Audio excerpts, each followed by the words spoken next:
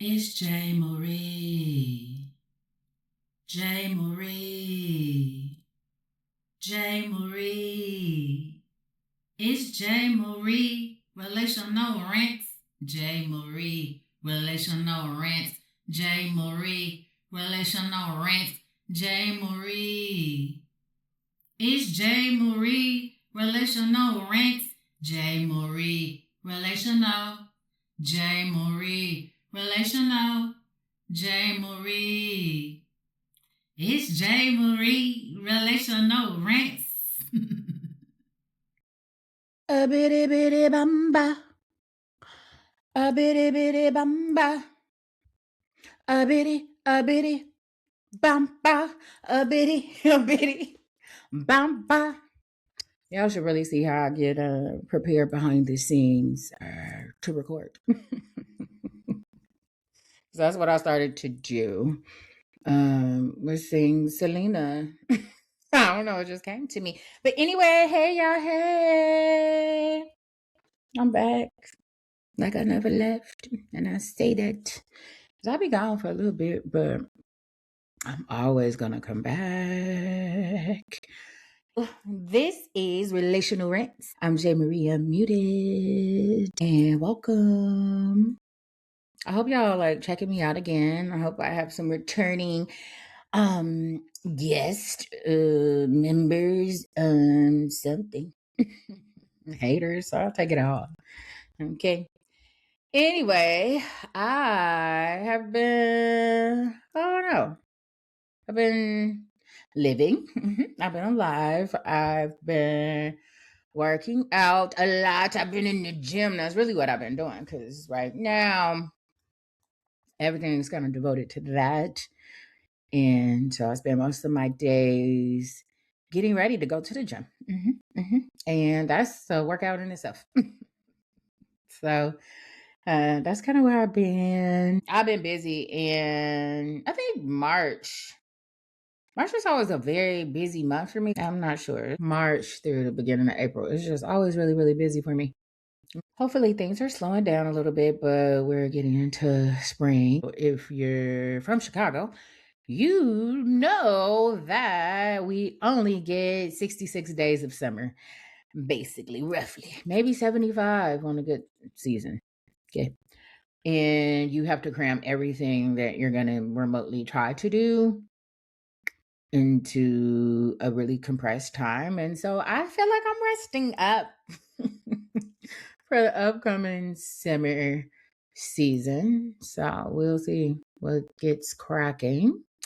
But I feel like right now, this little lull, like, okay, let's get some things out of the way. Let's get on top of some stuff so we can enjoy our summer. Anyway, I've been thinking about just the podcasting, just being on social media, just putting myself out there. It's been very interesting, which is something I always say.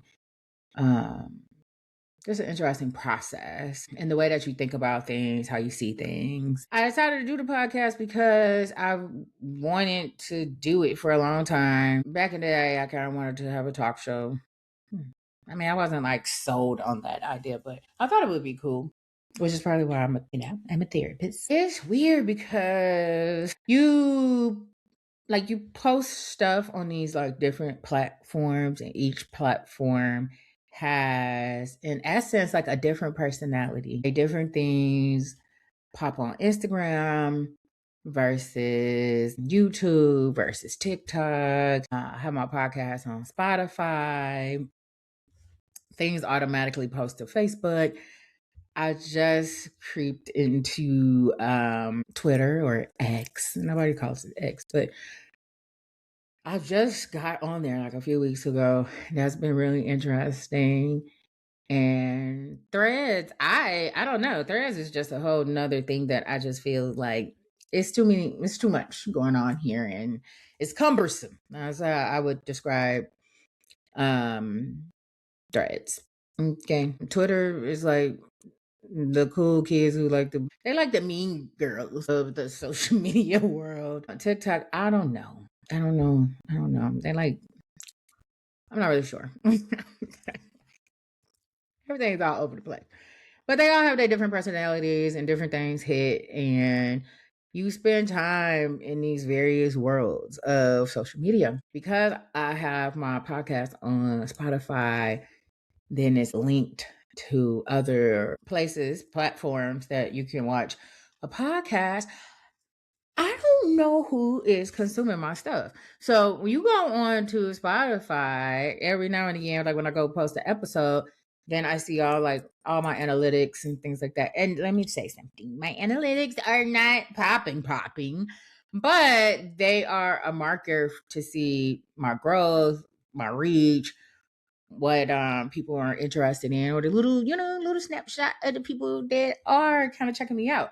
Now the cool thing about Spotify is periodically when you go on there, your numbers keep going up. So it's this very quiet kind of growth. It's so strange because Instagram, you can comment or like or share, and same thing on YouTube and all these other places.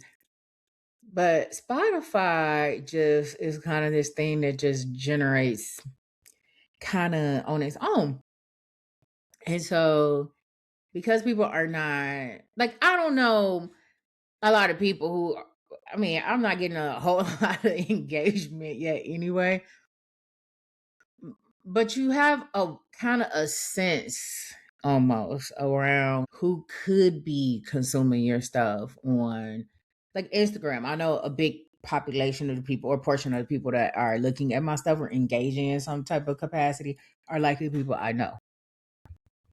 YouTube can be some of that a little bit. You think about that. And then on the other social media sites like TikTok, I'm not really on TikTok for real, but you can kind of get what my content, who would consume my content. On Spotify, it should be like, who are you people? I mean, I appreciate you now. I do appreciate you. But it's just like, ooh, the mysteries there. And so then you start to realize that you're just out here existing and floating around places that you have no idea where you're at. And it's interesting too, because I'm kind of accustomed to that to some extent, being a therapist.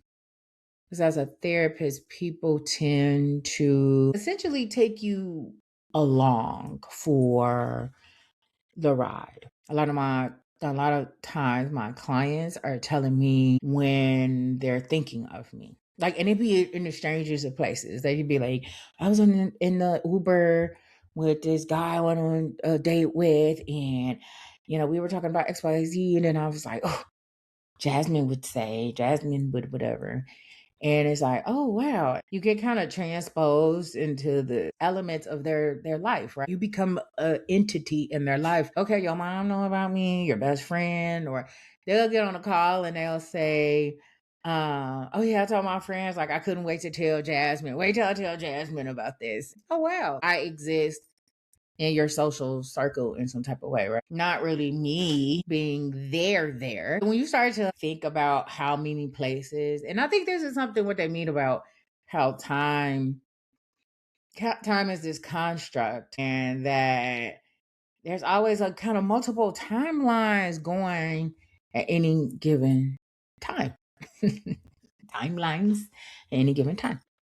It kind of will freak you out a little bit because you do exist in different realms of reality, I guess, if you want to say. That's something I've have reflected on quite a bit in the last, I'd say, past year or so. Something else I've been sitting with quite a bit lately is the level of surveillance, like how we exist in this very surveillance heavy society. You obviously see that the most on social media. It's kind of the most obvious place because we're always being surveyed, particularly on social media. We're posting pictures, we're posting comments, and we're just consuming other people. That is insane. Okay. I find it interesting because lately what I've noticed is a lot of people reacting. I see a lot of reaction videos of people reacting to other people's content. And I'm like, that's also crazy too. I think they have certain parameters or restrictions you can put into place so people can't necessarily download your content. But when you're a content creator, and I don't know, I'm torn about that identity as a content creator. But when you're a content creator, you want your content to spread. You want it to reach. And you want it to reach the people you want it to reach. And sometimes it's going to reach the people you don't necessarily want it to reach. But that's what you want to do. You want it to spread. You want people to survey it, essentially. And they are. They are. And as private as we want to be, there's a limit. There's something that we can't overcome in terms of like surveillance. It made me think, of course, because that's all I do is think, overthink, process, analyze, and reflect. What is it doing to us? What is this level of surveillance doing to us? I think it's obvious when we think about it in social media because we're often doing things for the sake of social media. We're like taking pictures, we're saying certain things because we want to be surveyed. We want to be consumed. It's crazy too how as humans we are not only are we the consumers of other humans, like we're the products. And when you start to get into like when you again are a content creator and you're the product, it's so crazy how it works. I went to Instagram the other day to post a video and it was a longer clip. Instagram literally told me this clip is 3 minutes. It may not reach a lot of people. Damn, like, because I had some extra to say. You're not going to show, it was like, it's not going to be shown to new people, is what it said. And I'm like, that's weird, right? Because that's what I'm here for to show my content. So you think that you're utilizing something like Instagram as a tool mechanism. I mean, it is a tool, but you think you're using it, but it's actually using you. Okay. On all fronts, on all ends, because it's like this is a free tool. I mean, mostly. Of course, you can pay for little different things if you're a business, like promoting certain things and stuff like that. But mostly, I mean, Instagram is free. But it ain't. Because they're telling you, like, we want your content. And we want your content so we can garner more business and more money for ourselves. We'll let you use us mostly for free, but we're using you. And we're actually gonna use you way more than you use us because we get to dictate where your content goes. And you don't even know. It's hard to even rig it. And that's the thing. If you're a content creator, you really just gotta stay focused on whatever it is that you're doing, whatever you want to do, because you don't know, there's no rhyme or reason for real. However, they figure out the algorithm and who to show you to.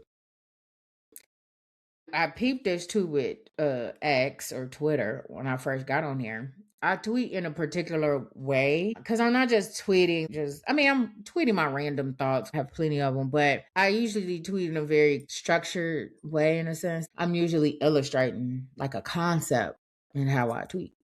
So Twitter was like, or X was like, because based off your tweeting pattern, you have unlocked these special features.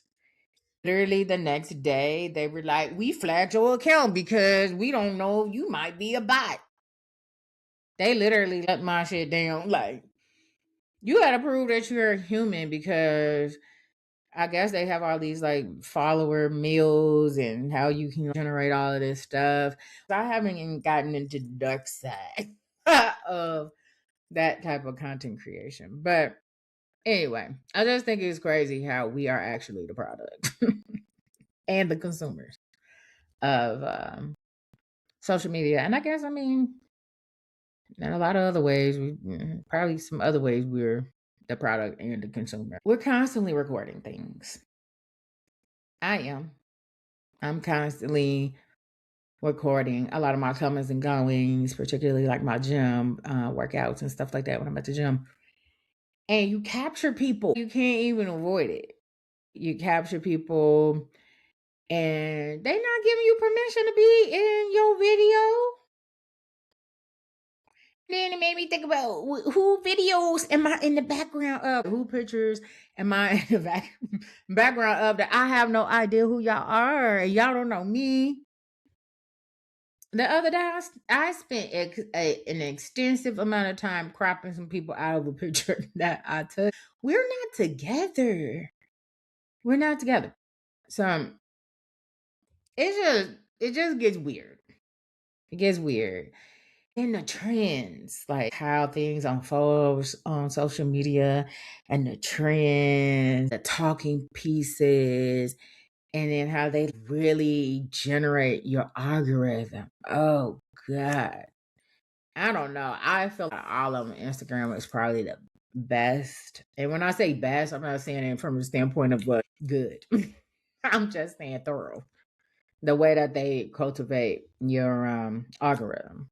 Because Instagram be like, oh, you care about macros, protein. I mean, now proteins are all over the place right now, but they'll just keep, just giving you that content that, oh, you like this?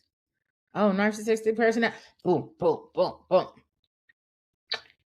Which is mind warpy. You can see how, in terms of your algorithm, you would think certain thoughts or certain beliefs are bigger or more popular than what they really are based off your algorithm. And I remember telling my clients this a couple years ago. You got to be mindful of how your algorithm is cultivated because it will start limiting your thinking. It would really start to restrict how you think and process things. Because if you never get any exposure to other ideas, beliefs, people, cultures, whatever, your world start to really shrink. And that's why I guess you see so much group think on social media. I don't know. It's a thing where you just see the same talking points regurgitated over and over and over again. Of course, we said a lot about the gender wars. It's the same talking points. It's like nothing new, nothing fresh. It's just the same shit. Because of the group think and because of the level of surveillance, it seems like it pushes it more. It fuels the fire of that like need to assimilate with the common belief. It's a different version of peer pressure, which I think has something to do with, I'm in Chicago, of course, with these teen takeovers. And I think surveillance has a lot to do with it. And I have some things to say about these teen takeovers because they're probably going to ramp up because again the weather is getting warmer, and I think I have some unique thoughts about it. Now solutions, I'm not there yet, but thoughts. I have the thoughts now. And then social media, we do a lot of comparison. We see what other people are doing. where other people are traveling into, what other people are wearing. It just starts to be, it goes to this extreme. I wonder if the bubble is ever going to really burst on social media. Because the other part about it is it makes us feel closer to people that we're not really close to or that close to. We stay in contact with people that we likely wouldn't have normally. And we also think that we know people lives. Oh yeah, so you just went to the Bahamas, blah blah blah blah. Yeah, I saw that on social media. Yeah, yeah, yeah.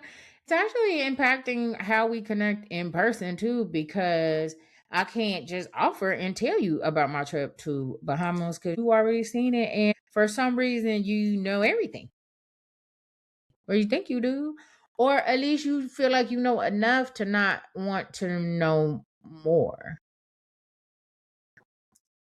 or to just communicate what you do know, and that's all you're communicating. So there's something about social media. While I think it has a lot of great benefits, that makes connection a little bit more empty, a little more surface level, and there's just a lack of depth, right? A lot of surface level connection. And so I feel like that's one of the bigger um arenas, I don't know. Arenas of surveillance. But it's creeping everywhere. And what I've been really surprised about is something that has really been perplexing to me, is how people are so obsessed with their ring cameras. It's crazy. And first of all, I have a confession. I have a confession. I do not have a doorbell. Okay. Now, I have what looks to be a doorbell on my door. Okay. Because it's there. But it ain't ringing to anything. Okay. Like, it's just not. And since I've been in my home, I really haven't. I had one doorbell, but it was like a bootleg doorbell. And after then, it was just like, like, who coming over here for real that I don't know who coming? And because if you really just blindly knocking on my door, I'm probably not answering. I ain't gonna lie. It's Jehovah Witnesses. It's the people who always try and get you to buy some energy shit that seems suspect. Sorry, yeah. My battery died. I don't know what's going on with my battery. I'm off on my camera.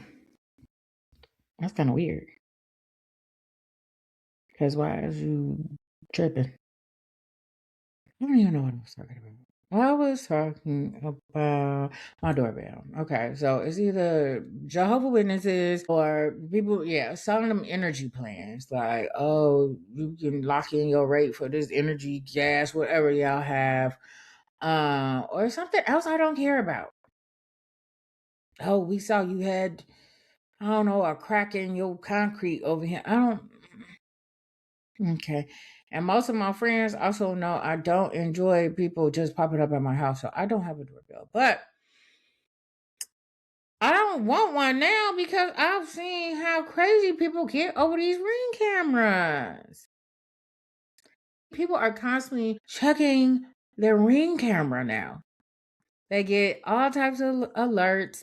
They get pissed off because there's cats walking past that's setting off their ring cameras. There are people who are walking past setting off their ring cameras. Things that y'all wouldn't even know about if y'all didn't have this level of surveillance. Because now you're surveying, right? The surveillance. You're surveying the surveillance, which is just, again, increasing for a lot of people their anxiety. Like, we want to know why we're so anxious. I'm pretty sure that's the price we're paying for surveillance, right? An uptick in anxiety. Because, it's like you're watching everything from your phone, remotely from your phone, that's going on. How they lay down your packages. Did they actually ring your doorbell when they left the packages? Just all of this stuff. And think about how many times you're caught on somebody's ring camera. It's just the level of surveillance is crazy. It made me think about too how we feel like more information is what's going to keep us safe. Because this goes back to social media too.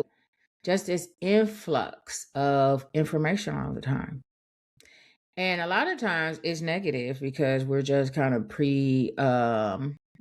predisposed to be more attentive basically to negativity or things that feel threatening. That's why we worst case scenario so well versus best case scenario.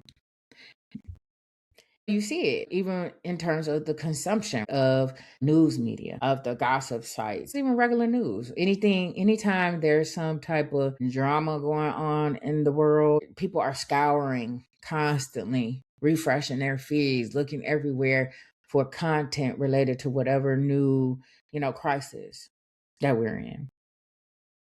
And a lot of my clients, we talk about that a lot around what state of affairs of what's happening in the world. And that's the other thing. Like, we have so much access to like global news too, world news. What it ends up doing is messing around with our perceptions that something is happening more intensely, more frequently. We think that these things that actually may be more rare are actually happening at a more extreme occurrence than what they actually are.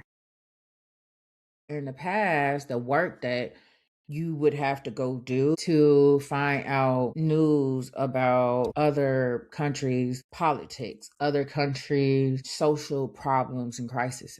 It took a lot more effort. You were accessing a lot more quality information because it took more effort to get it. You had to go there. You go to a source and it had to be legitimate. But now we don't need a source. The source is social media. Whether or not it's legitimate, it's to be determined. Some of my clients, they ask me, how are you not stressed out about this? People will judge me sometimes because I am very particular about what I allow into my space. Like, don't send me no video about somebody getting shot because I'm not watching it. I don't care to see that. Like, I don't want to. Why? Why do I want to see something like that? I'm fine with you just mentioning it, but I don't want to see it. That's traumatizing. And then we wonder why again we're stressed out. We wonder why again we're so anxious. But we don't stop and think about the content that we're constantly consuming for the hopes that it would keep us safe. The more information we know. But what was that phrase? Ignorance is bliss. Sometimes ignorance is bliss, actually, because it's like, because you know what the thing is? Sometimes when you think about it, I remember when the president got elected this time around, and everybody's stressed out about it. And it's like, yeah, it's like, I'm not gonna go into all of that. But I'm like, let me go get on this damn Ryan and take my butt to whatever it is that I gotta go do. I gotta go back to the gym. I gotta go talk to my clients. I need food in my refrigerator. It's business as usual, right? When I zoom in, I narrow down in the little ecosystem that I operate in, I'll be good. See what I'm saying? I see this too in relationships. We have our partners' passwords to everything. We share our locations. And sharing your location, guess what? I don't share mine. Uh, but sharing your location has become like a status symbol. If I don't share my location with you, then we're not good friends. People love to say, "Oh, it's just for safety purposes." Is it? Is it just for safety? Y'all share y'all locations with your partners to prove that you're trustworthy. And guess what? It never increases trust. It never does.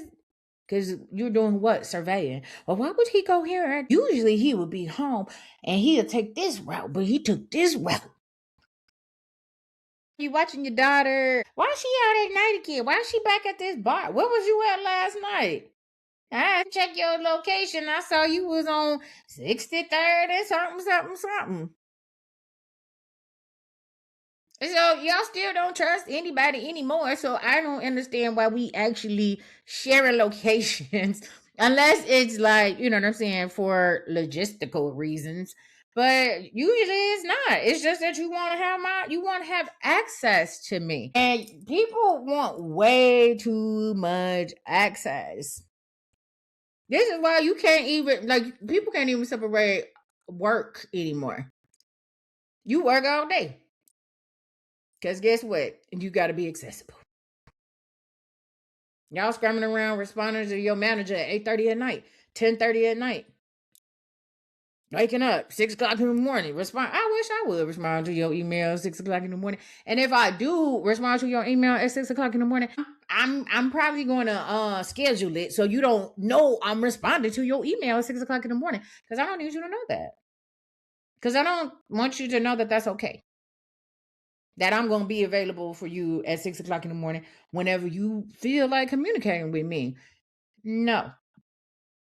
Same thing with like text message. You think because you text me, easy access, that I'm supposed to rapidly respond to you. That's not, no. Mm-mm. Okay. Y'all have each other password. Y'all share iMessage accounts. I don't have an iPhone. Ooh, I know. I'm an Android. I'm really a Samsung, which is different. I mean, you know what I'm saying. It's the product. Okay. But even that, the surveillance, right? That y'all care so much about what type of phone I got. Anyway, y'all share y'all little iMessages and y'all still be feeling violated when your partner reads your messages. And it's still y'all still don't trust them because you have access and you still think they doing something because they could be. Because they could be. So more information doesn't guarantee shit. But your stress. Right? Oh, let's talk about stress. Cause these other apps, the health, I got my watch on. It is crazy. You gotta watch, monitoring your health, your sleep, your stress levels. As my clients, I would say something like, what's going on with your sleep? Well, I got a great sleep score yesterday. I guess I slept well. You guess? You don't know how well you slept? You need an app to tell you how good you slept? And then what do you do with that information?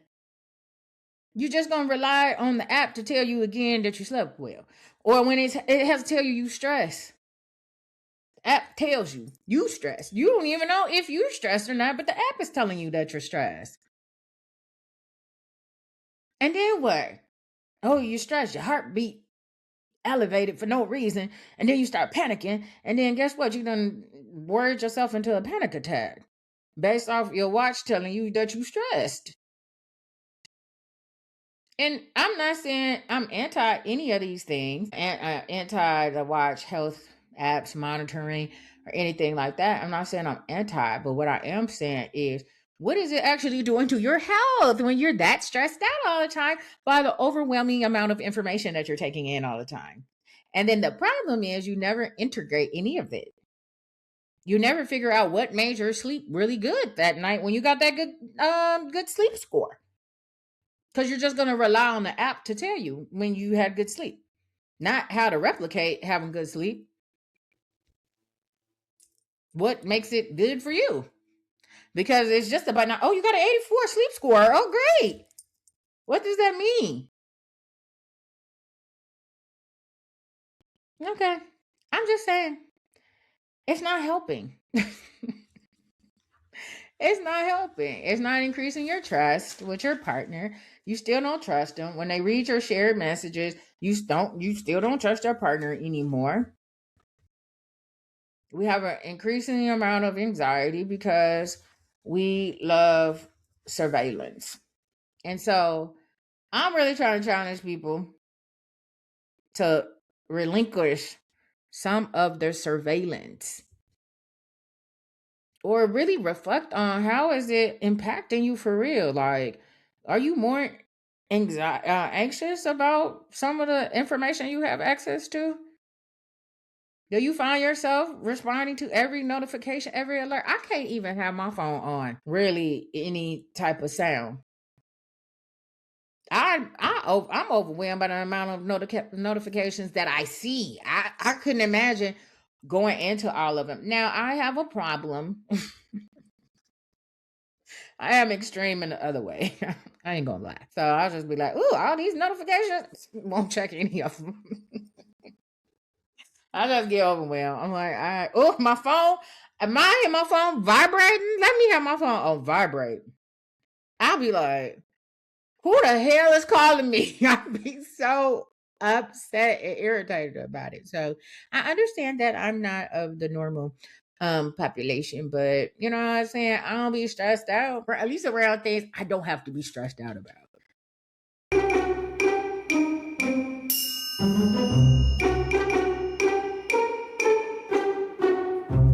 Okay, so I had like a little interruption, but I wanted to get back to what I was saying, which I don't quite remember. But anyway, I was talking about this level of surveillance, how we like do all these things. We have more access to things, but more access to information, I mean. And it's really not decreasing our anxiety. It's not increasing our trust.